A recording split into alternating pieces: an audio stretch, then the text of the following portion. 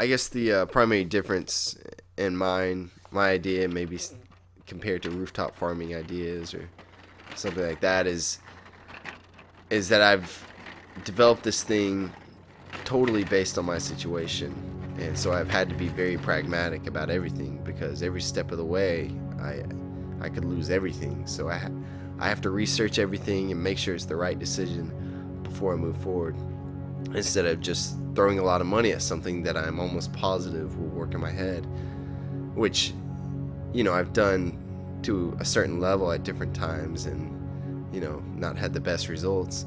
But, you know, just taking it slow and being patient and learning as much as possible.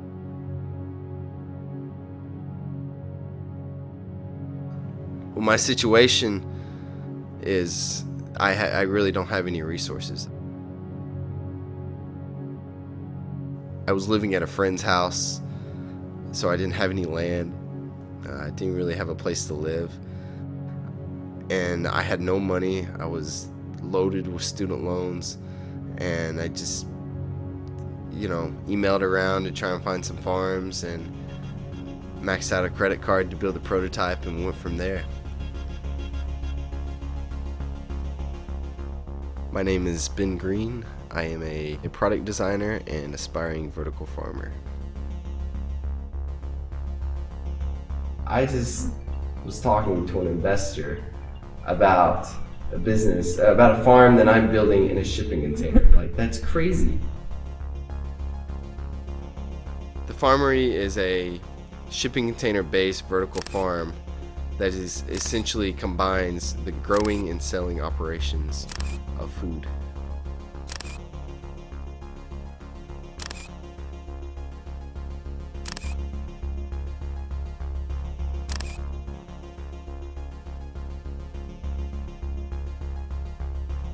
I wanted to quit the idea because I knew how much work it was going to be, but the more I thought about it, the more obsessed I became, and I knew this has to happen. This is a solution that someone's got to make happen.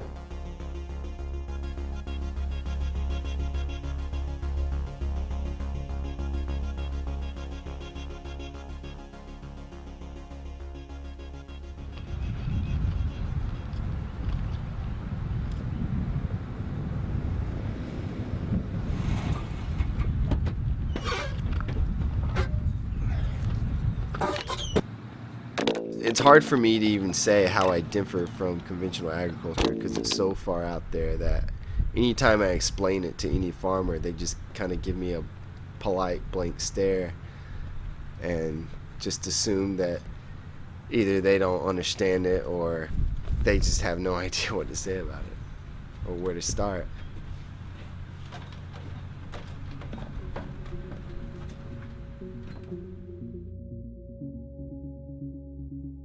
My farming methods differ in almost every way from conventional agriculture.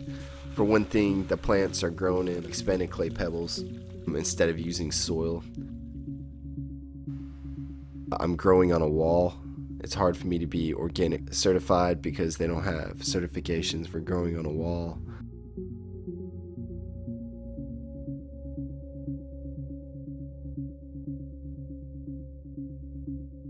For natural pest control, I use ladybugs to control the aphids, and then I also use tree frogs inside the mushroom rooms to control the fungus gnats.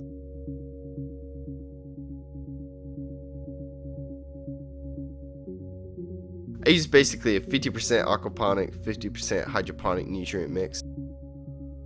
Aquaponics is the combination of aquaculture, the growing of fish, with hydroponics, which is growing plants in water-based systems.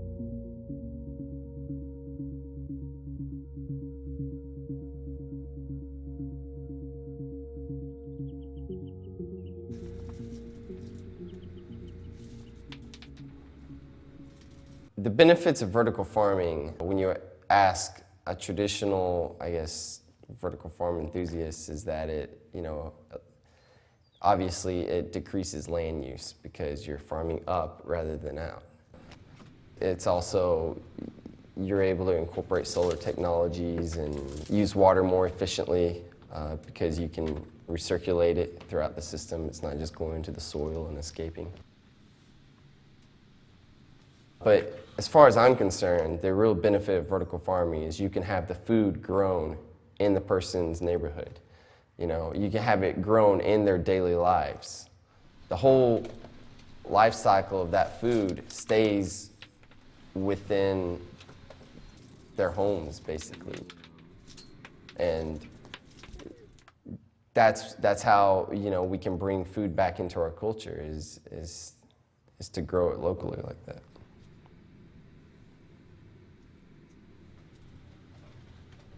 But then, once you've grown it on a small space, the question is, what do you do with it? And that's really where the magic happens.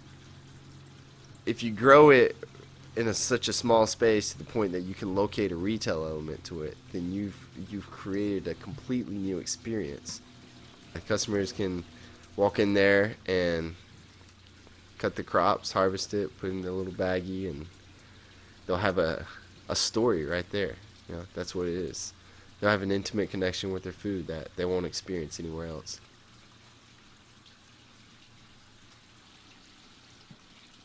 You know, it's like Whole Foods is in the street cred game as much as any hardcore rapper is. And they're suffering because they have to rely on this national distribution chain. Well, the only story they can really provide is a little label on their food that says organic.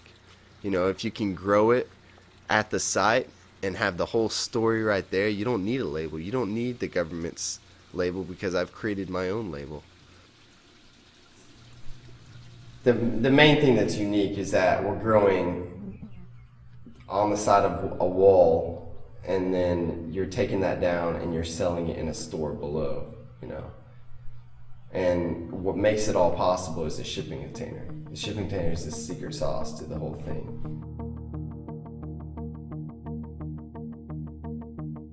Shipping containers represent to me the ideal way for a startup to construct a building, and it's a template that you can kind of work with and modify to accomplish whatever you need.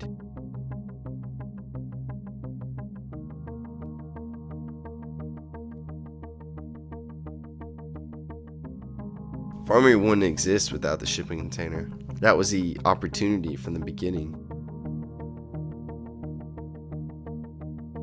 You know, it's a completely modular solution that's overbuilt, that allows me to not have a deep knowledge of architecture or structural engineering to kind of cut it up in certain places and play with it and make a structure that doesn't just house something but also performs. This one performs in the way of growing food.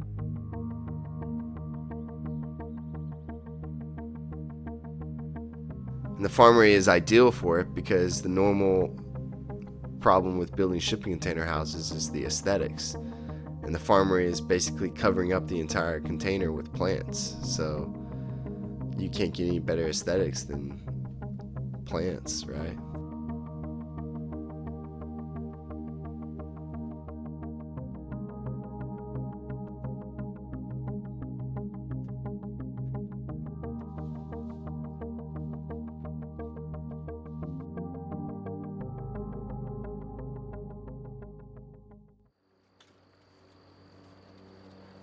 A story is the experience people have with your product. And when you have a story, people can kind of relate to it, and it almost becomes part of their identity if it's a really good story. It's an expression of my situation. That's what's different than branding. Branding is this image that a company tries to project, and the story is just an expression of the situation. It's telling the journey that the product has taken from the beginning to the end, all in one spot. The customer can have it all. You know, from the entire life cycle of that product, you know, you want to keep them on a consistent wow.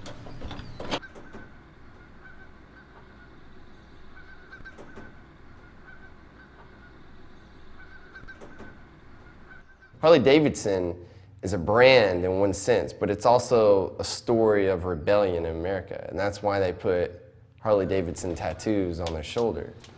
But with the Farmery, I wanted to have a story as intriguing more intriguing than Harley Davidson. I want it to be the Willy Wonka of agriculture. I want people to be so inspired by it that they put little Farmery tattoos on their lower back. I think that would be great. That's what I want. Farmery tattoos on the lower back region of people.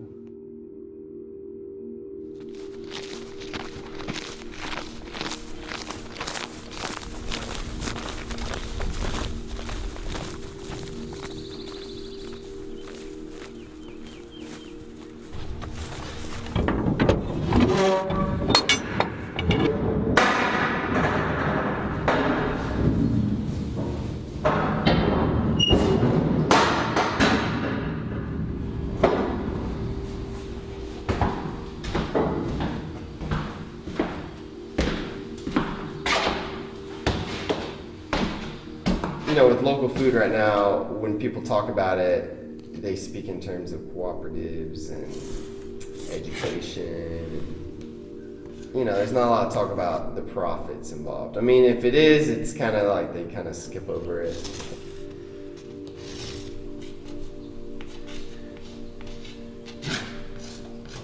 The idea is that the prototype is up and running now, and I'm going to use the money from those crops to build the next container, and then the money from those first 2 containers to build the third, first 3 to build the fourth, first 4 to build the 5th. So at that point there'll be 4 growing units and then my prototype running, and those first 5 will go to build a prep container, and then I'll use the increased efficiencies from that and the money from the other 5 containers to build a store, then put all those containers on the back of a truck and take them downtown and crane them into place.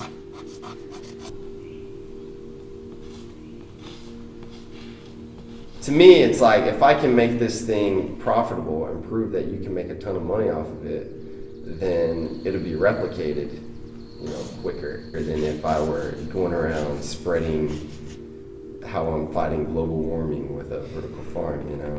It'll catch on to some people, but it's not got the real, economic engine behind it pushing it. And I think that's really how you enact change, is when you bring, your social and environmental change in with your economic, and it just explodes.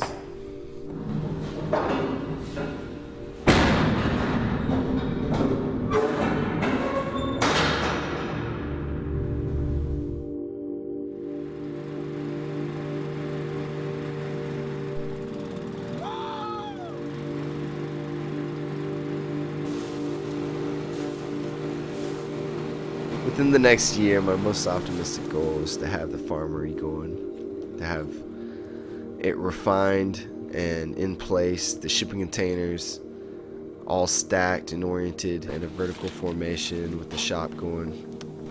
In 5 years, I want to have 3 of these going. I want to have established maybe a new way for small farmers, small young farmers especially like myself, a path for them to grow food. I don't think there's many paths out there right now, and I think I could play a hand in making that happen. I want people to be inspired to, maybe find a way to farm, or find a way to, add something like that within their business. I want people to be charmed. I want people to be charmed by experiencing the Willy Wonka of agriculture that is the Farmery. That's what I want.